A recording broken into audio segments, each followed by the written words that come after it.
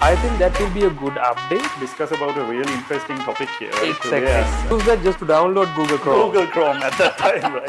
Hello, a new day, a new week, a new episode. Welcome to Performance Code by APIDM.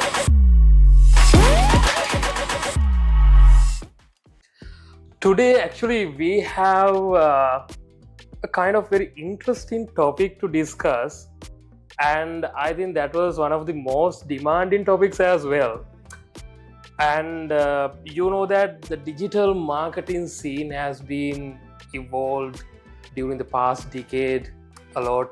If you look at 2012 or 2015, most of the companies they did digital marketing just to drive awareness, or maybe the top of the mind awareness, to drive foot traffic to their stores, or maybe let's say drive some offline sales.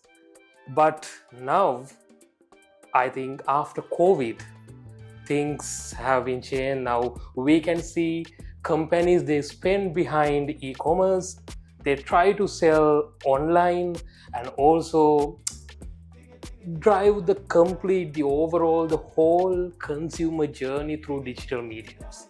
So we are going to discuss about that, but before that we have a very special guest to introduce.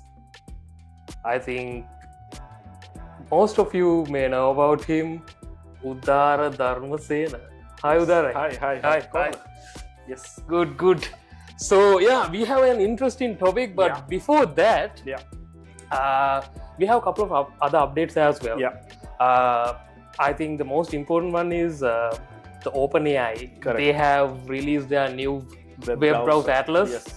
I think that is very interesting. I think that will change the overall concept of digital marketing, maybe. Correct.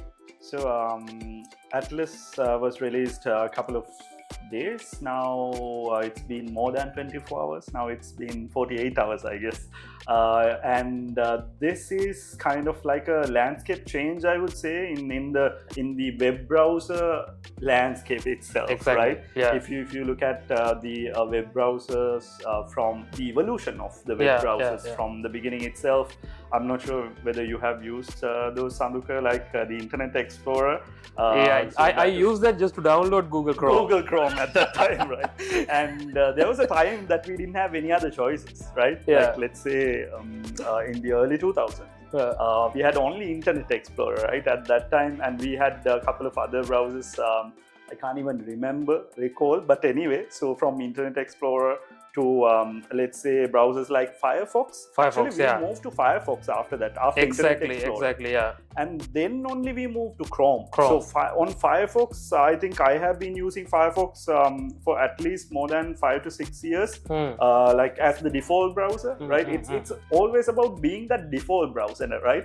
Always in a computer, you would have at least 2 browsers. For sure, right? And then the woe is about becoming the default browser, not just another browser in a computer, right? Yeah. So that's why I want to tell you the history or the evolution of browsers first, right? Because I know like some people who are watching it, maybe the Gen Z who have never heard, or maybe just they have seen it, Internet Explorer on memes only, right? Probably. I think there is a Facebook page, a meme Facebook page called Internet Explorer. They just publish old news. Old news in the sense, like, let's say, if it was published through Internet Explorer, this is what would happen. Right? Exactly. So anyway, now, like, for, I don't know, last more than a decade, we have been using Chrome. Chrome has been the default browser for most of us, right? And like, let's say right now, we are in a time where the things are slowly changing in terms of the browsers that we are using, I believe, right? Like, let's say, actually, Saduka, Atlas is not the first browser. Agentic browser, or this AI-based browser, right? Actually, I started to use this browser called Comet by Perplexity. I believe you know about the Perplexity platform. So they released something called Comet. It's a browser to use. if you want to like integrate the AI elements within the browser itself. But that browser is not available for everyone. It's invite based only, so that's why it didn't become kind of a very beta. popular. Right. So I got a chance to experience that. I can send you an invite if you want. I have about 5 invites. I'll send you one just to compare. Right. So Comet was the first one that everyone was talking about when it comes to browsers. They were the first to announce it as well at that time. Like AI-based browsers are coming up, and we are going to release it first. And then this Atlas came into the picture, and for like last 24 hours, I have been using this browser. What I can say is it's quite. For me, I have a behavior, right? When it comes to a browser, everyone has a behavior on that. Like let's say, I'll tell you an example. Let's say when you're using a knife, there is a behavior in terms of using it, right? There is a way that you're using the way you keep your bookmarks, the way you organize your other folders and everything within the browser. Right? There is a, exactly, 100%. Behavior. So it's a bit difficult for the people who have been using a particular browser to get used to this. But I think there will be certain instances that we will be using this browser for certain tasks, but we won't be ready to go completely with a AI-based browser because of one reason could be the privacy reasons. Absolutely, like, let's say everything that I'm going to like search, every account that I'm going to log in, would the AI get to know about it? Exactly. The privacy concern will be there. So interesting times. Let's see how it's going to change. And another important updates, Udara. So basically, the Facebook. They have introduced some privacy-related updates. So basically, let's say we know that the most of the different types of scams happening around, and the main target of most of the scammers are the older people. Like, so that generation basically, right? So when they target them through different mediums, maybe the messenger or some other formats, comments or whatever the mean, right? So Facebook, they will automatically show a message, a pop-up message. So then, they will warn basically that person, right? If you are going to engage this message or comment, probably there is a risk of engaging. You're getting scammed, right? So I think that's a really good update because most of the people, everyone, I think we don't have the same level of literacy when it comes to the the digital and using the social media platforms and all the other platforms. Right? I think you have a lot of experience by dealing with different people, when you do different the different kind of the seminars and everything, right? The workshops. So probably we heard different stories because of scams. They lost some significant amount of money because of those scams, right?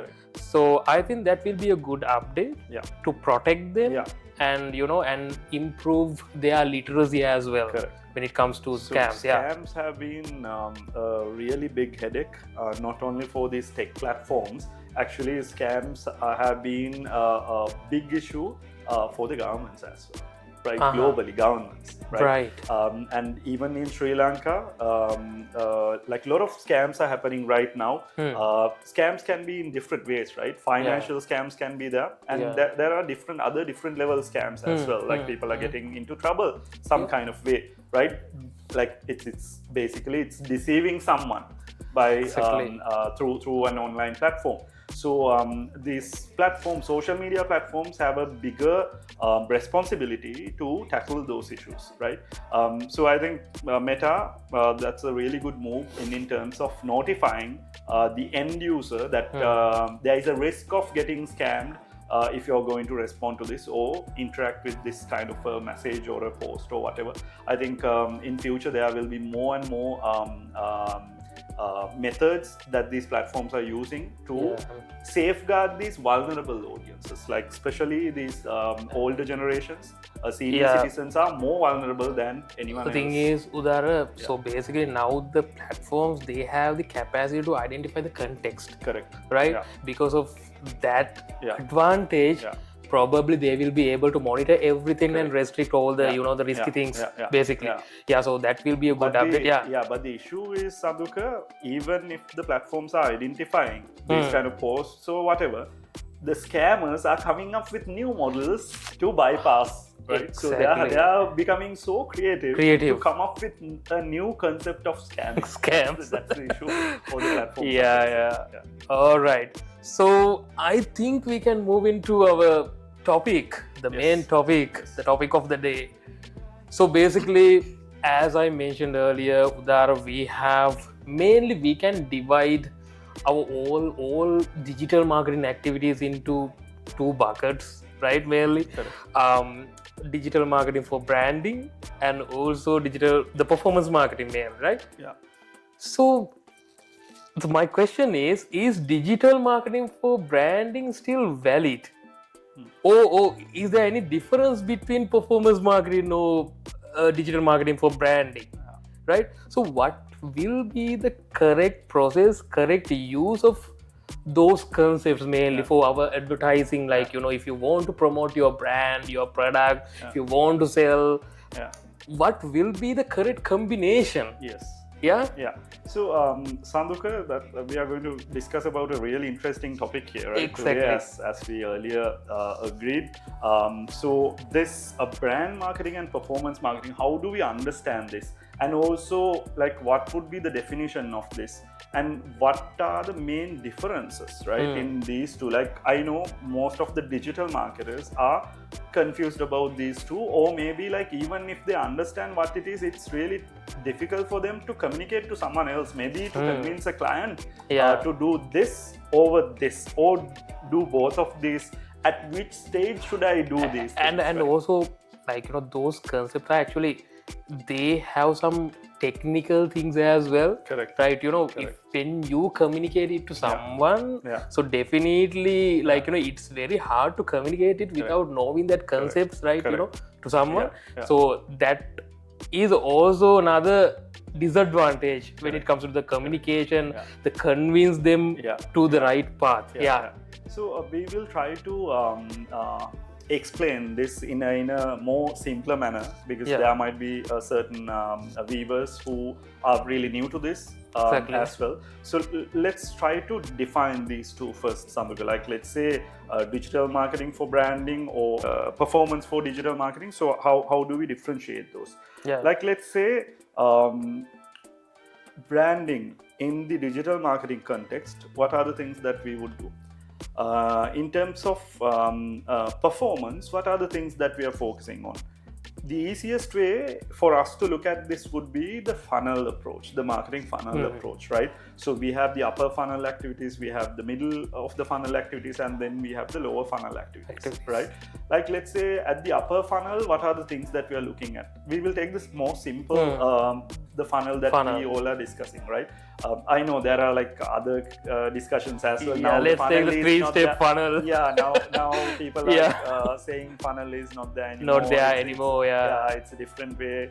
It's a different thing that we have. But anyway, the basics are the same. That's not going to change, right? Awareness, consideration, and conversion. Let's say that basic funnel. So awareness, or the upper funnel activities, we usually call those as the brand marketing activities, right? And then there's a gray line in between. Like, let's say the consideration stage, there could be a certain part which would fall under the brand marketing, and then there would be another certain part which would fall under the performance marketing as well. So so the conversions are, anyway, that's all about performance marketing, right? When we take it. But if we really think about it, like, let's say there's a particular brand, what are we doing right now? What do we want to do with this particular business? Are we going to do performance marketing or are we going to do brand marketing? Yeah. Right. So that's the question most of the either digital marketers or even the business owners are having, right? Yeah. And everybody loves to do performance marketing. Why? Because you can easily see results, right? Yeah. Like let's say when you spend something, you will see a return. And also right? you can measure it accurately, and there are a Exactly. lot of advantages because directly you can measure it through the platform. Correct. And all the other things as well, all the other related KPIs and everything, Yeah. you can just download the report and see. And see, like let's say it's like when you put meat from this side, you will get sausages from the other side. Yeah. the other side, right? It's like that simple, right? When it comes to performance marketing. But brand marketing, I'm spending so much, but I don't get a return out of it, right? Yeah. So why am I going to do brand marketing? That's the question most of the advertisers are having, most of the businesses are having. Like sometimes when we try to convince certain clients you should spend a little bit more on brand marketing activities, they have this question: am I wasting my budget there? Right? That's a question certain businesses are having, right? So this is what we need to figure out. I think, Saduka, we can have the discussion in terms of like what are the key areas that we need to consider when it comes to brand marketing and performance marketing. Exactly.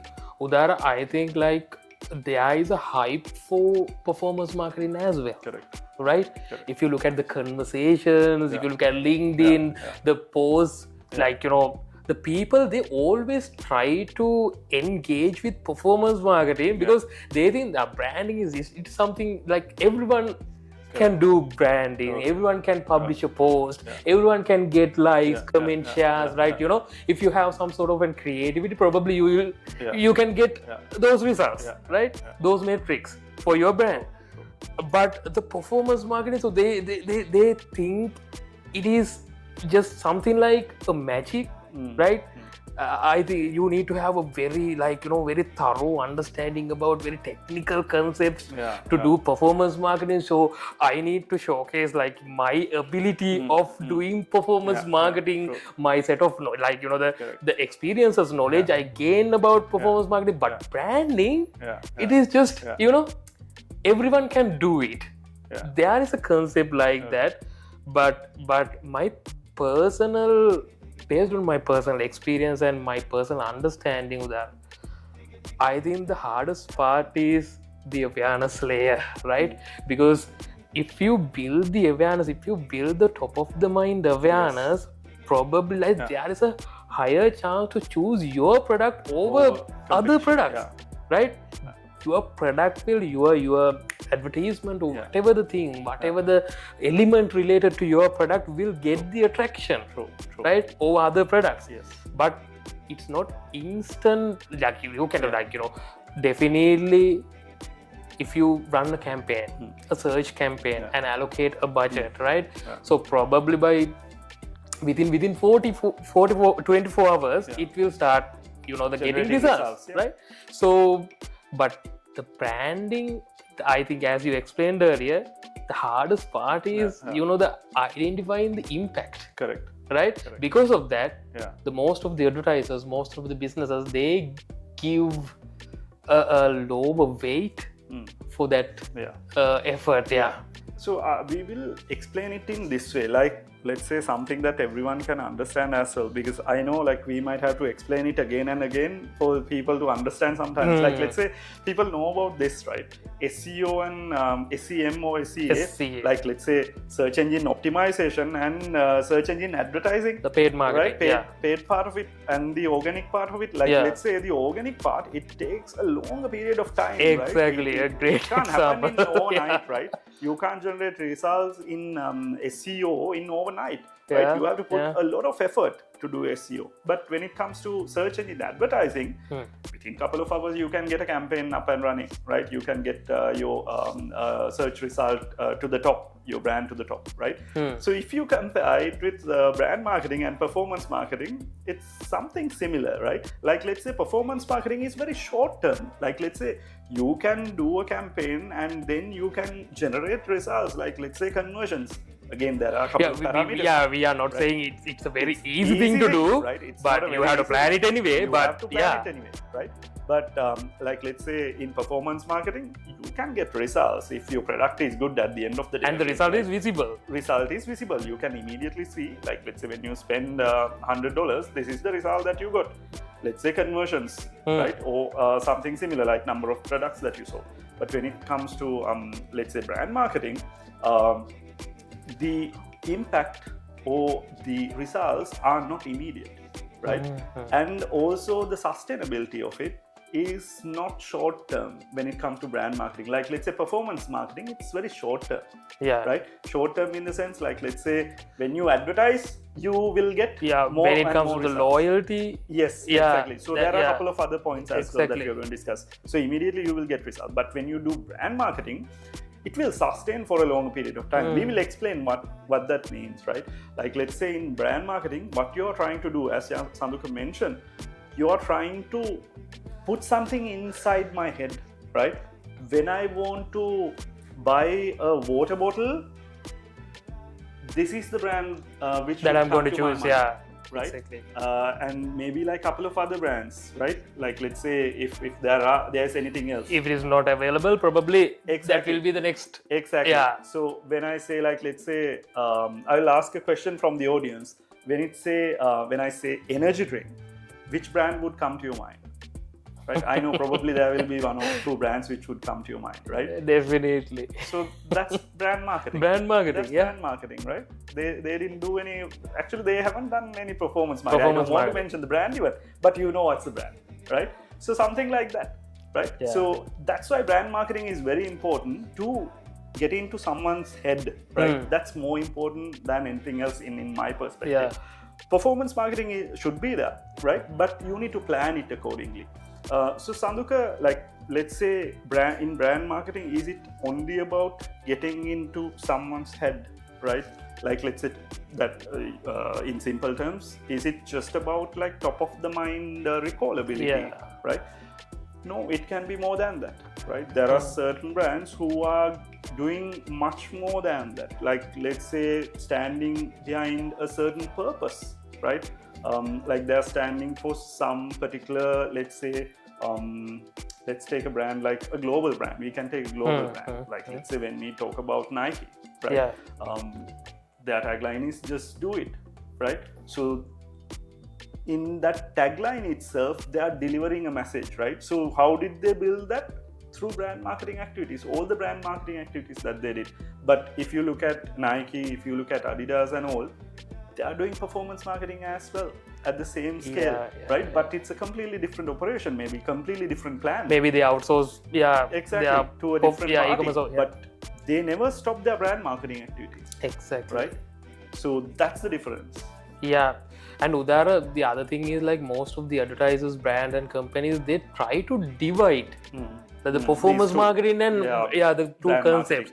Actually, like, if you want to get like some really good results, some progress, I think we have to maintain both the approaches together when we plan campaigns. Like, sometimes we have a separate performance marketing department, a dedicated, and branding people, they do whatever they want, right? So basically what we need to do is like maybe the paid media team or the branding team, we have to come together and craft something efficient, right? So when you are trying to divide this, simply you are wasting your budget, right? Because two narrations, two directions, right?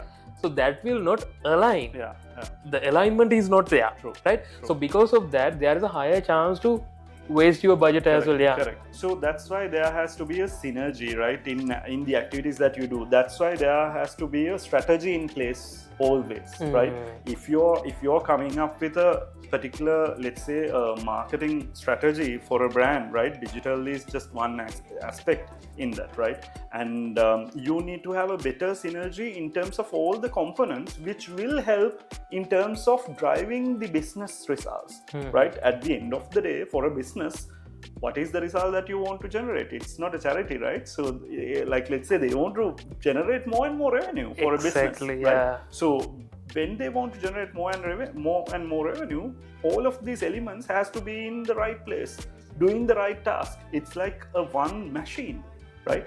Like let's say if we take a vehicle, right? A vehicle has different components, right? If we don't have each components working in synergy with all the other things, what would happen? You won't be able to get through the journey. And the other thing is that, like, you know, sometimes we have a very good vehicle, a modern vehicle, but we don't know the options. Correct. Right? Sometimes we don't know the options. We just you know, accelerate and go. Correct. But sometimes we have option to maintain the fuel efficiency, right? We have some modern option to keep the consistent speed, maybe, right? But as we, like, you know, until we get to know about those elements, what we know is basically we can drive the vehicle, right? That's the only thing we know. But we have different elements, right? We have different options. We have the ways that we can use to basically save our cost, save our budgets as well. But what we need to do is basically everyone need to come together and identify their strong areas. So, Saduka, there's a concept called dragon tail effect. Right? There's a nice concept that I read about a couple of years ago called dragon tail effect.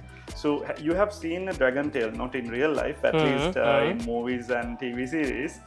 You have seen a dragon tail, right? How does it work? So there's an end, tail end, and then it grows, right? When it comes to the body part, the torso part, right? And then you have spikes here, right? You have spikes. A fluctuation, the volatile, exactly. Right? So when you picture that dragon tail effect, actually, it's a combination of the brand marketing and performance marketing, if you look at it, right? So these spikes, actually, what you're doing would be, let's say, the boosts that you're doing. I'm not talking about Facebook boosts or whatever, right? So you're bringing your brand to the mindset, right? And at the same time, you need to continue your performance marketing activities as well. So whatever the brand marketing that you're doing would impact on your performance marketing activities. Otherwise, if you're not going to do any brand marketing activities, every day you have to run your conversion ads. The moment that you're stopping your performance marketing campaigns, your sales will drop. Drastically, it will drop. Right? Why? You haven't crafted the brand in the mindset of people. Right? Ideally, if you have created a good business, even if you stop your performance marketing campaign, your sales, your results should be there at a certain level, right? Your performance marketing campaign should give you the incremental results. The incremental results. Yeah, the top of, like, you know, you can maintain your always on results. Then and then the additional results should come from the performance marketing activities, right? So that's why the brand marketing is more important in this game. But the issue is, again, Saduka, like when I'm going to launch a new brand or a new product or a new business, can I do brand marketing, right? Am I going to waste my budget? That's the question most of the people are having. Like running a reach campaign, right? Or running a video views campaign. Would it give me the results that I'm expecting, right? That's the question we are getting most of the time. Udara, do we have some good examples, maybe, like, you know, when you are working with different clients, right, without mentioning the brand, right? So do we have some good examples for these, like, you know, the balance, keep the balance between the performance marketing and also brand marketing? Right, that like, you know, that will be something really interesting for the audience as well, if we have some good stories. So there are enough and more examples, Saduka. Like without taking a direct digital marketing example to explain further this performance marketing and branding, I'll take an example of a roadside shop.